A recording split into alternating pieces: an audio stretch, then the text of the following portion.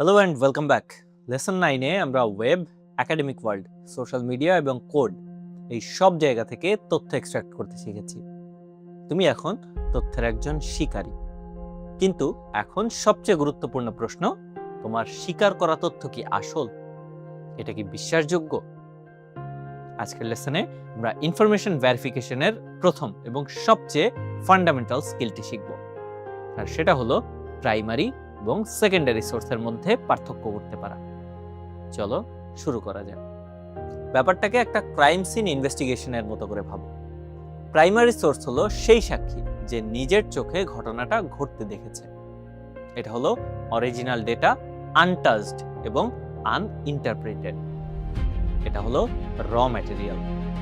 আর secondary source হলো সেই reporter যে ওই সাক্ষীর ইন্টারভিউ নিয়েছে এবং তারপর নিজের ভাষায় ঘটনাটা নিয়ে একটা আর্টিকেল লিখেছে।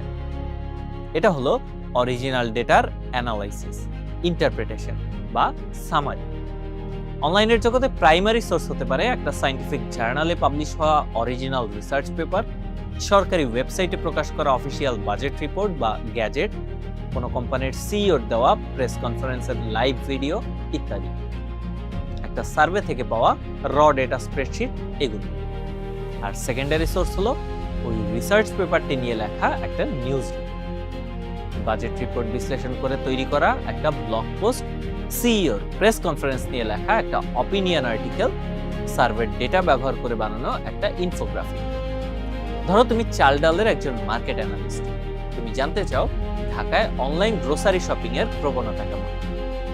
তুমি একটা নিউজ আর্টিকেল পেলে যেখানে বলা হয়েছে একটা সাম্প্রতিক গবেষণায় দেখা গেছে ঢাকার 80% মানুষ এখন অনলাইন গ্রোসারি কেনে। এটা একটা সেকেন্ডারি সোর্স। একজন সাধারণ মানুষ এখানেই থেমে যাবে, কিন্তু তুমি তো একজন আর্কিটেক্ট। তুমি প্রশ্ন করবে কোন গবেষণা, মূল রিপোর্টটা কোথায়। তুমি তোমার সার্চ স্কিল ব্যবহার করে ওই সাম্প্রতিক গবেষণার আসল রিপোর্টটা খুঁজে বের করলে। সেটা হলো তোমার প্রাইমারি সোর্স। রিপোর্টটা পড়ে তুমি দেখলে ওই সার্ভেটি শুধুমাত্র ধানমন্ডির একটা নির্দিষ্ট এলাকার 300 জন মানুষের উপর করা হয়েছে। দেখো পার্থক্যটা কতটা বিশাল। সেকেন্ডারি সোর্স তোমাকে একটা সহজ কিন্তু পোটেনশিয়ালি মিসলিডিং বা বিভ্রান্তিকর চিত্র দিয়েছে। প্রাইমারি সোর্স তোমাকে পুরো কনটেক্সট এবং লিমিটেশন সহ আসল সত্যটা জানালো।